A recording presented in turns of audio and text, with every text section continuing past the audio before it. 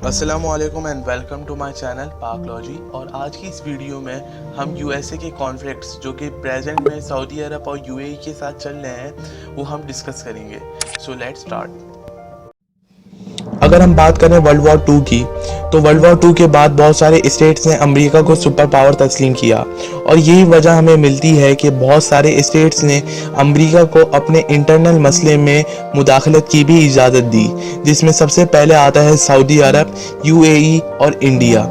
और अगर हम बात करें सऊदी अरब यूएई के कॉन्फ्लिक्ट के बारे में जो कि यूएसए के साथ दिन ब दिन बढ़ते जा रहे हैं, इनको डिस्कस करने से पहले हमें सबसे पहले इनके रिलेशनशिप को भी डिस्कस करना पड़ेगा। तो सबसे पहले हम यहाँ पे सऊदी अरब और यूएसए के रिलेशनशिप को डिस्कस कर लेते हैं। सऊदी अरब और यूएसए के रिलेशनशिप का आगाज़ होता है 1938 में, जब सऊदी अरब के किंग शेख अब्दुल अजीज़ एक फॉर्मल एग्रीमेंट करते हैं यूएसए के साथ, जिसके तहत सऊदी अरब जो है वो यूएसए को ऑयल एक्सपोर्ट करेगा और इसके बदले में यूएसए जो है वो सऊदी अरब को एक सेफ रूट प्रोवाइड करेगा बाय सी इसकी ऑयल ट्रांसपोर्टेशन के लिए।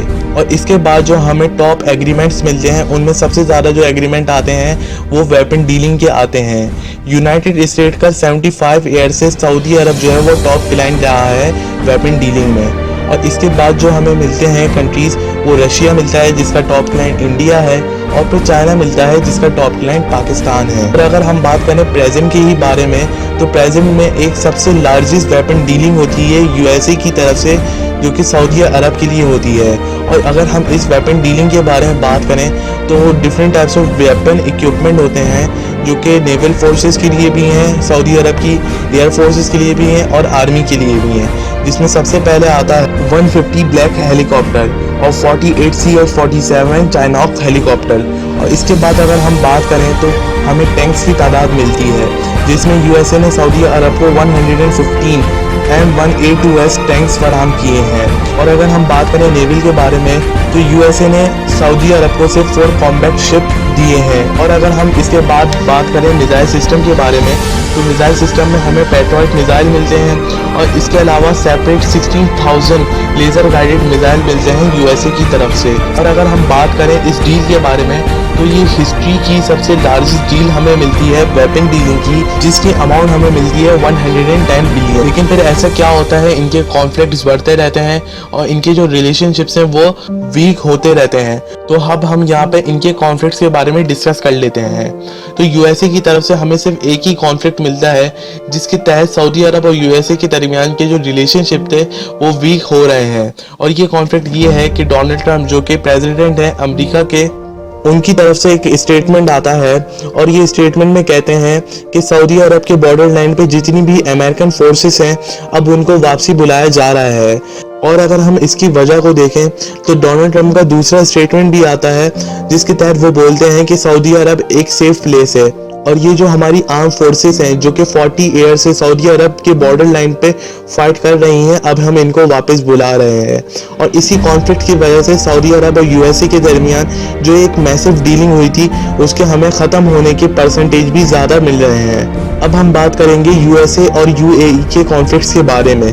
अगर हम बात करें यूएसए और यूएई के रिलेशनशिप के बारे में तो हमें इनकी जो तादाद है वो बहुत कम मिलती है, क्योंकि यूएसए की बस थोड़ी सी ही ऐसी कंपनीज हमें मिलती हैं जो कि यूएई के लिए काम कर रही हैं और बहुत सारा रेवेन्यू जनरेट करती हैं। इनकी तादाद जो है वो हमें कम मिलती है, लेकिन इनका जो रेवेन्यू है वो हमें बहुत ज़्यादा मिलता है। और इनके कॉन्फ्लिक्ट के बारे में बात करें तो यूएसए का एक स्टेटमेंट आता है जिसके तहत वो यूएई को पॉइंट आउट कर रहा होता है और कह रहा होता है यूएई की जो जीडीपी है वो 8% ऑयल पे है और बाकी जो परसेंटेज है वो इसके टूरिज्म पे है और थोड़ा बहुत परसेंटेज जो आता है वो इसके कंपनीज के थ्रू आता है। तो यहाँ पर जो कॉन्फ्लिक्ट क्रिएट करता है यूएसए वो ये करता है कि जितनी भी यूएई में बिल्डिंग्स और टावर्स हैं वो असल में मनी लॉन्ड्रिंग के थ्रू बनी है। और यही वजह हमें मिलती है यूएसए जो है वो यूएई को 5 साल के लिए वॉच लिस्ट में डाल देता है। लेकिन बहुत सारे हमें स्टेट्स की मदद से ये हमें मालूम होता है कि यूएसए ने जो यूएई को वॉच लिस्ट में डाला है वो 5 साल के लिए नहीं बल्कि 1 साल के लिए डाला है। और अगर 1 साल में यूएई अपने इन बिल्डिंग्स और टावर का आंसर नहीं दे सका तो यूएसए इसके बाद यूएई को ग्रे लिस्ट में डाल देगा। और यही वजह है जो यूएसए के सऊदी अरब के साथ और यूएई के साथ जो ताल्लुकात हैं, जो इनके रिलेशनशिप्स हैं वो दिन ब दिन कम होते जा रहे हैं। तो होपफुली आपको ये वीडियो अच्छी लगी होगी।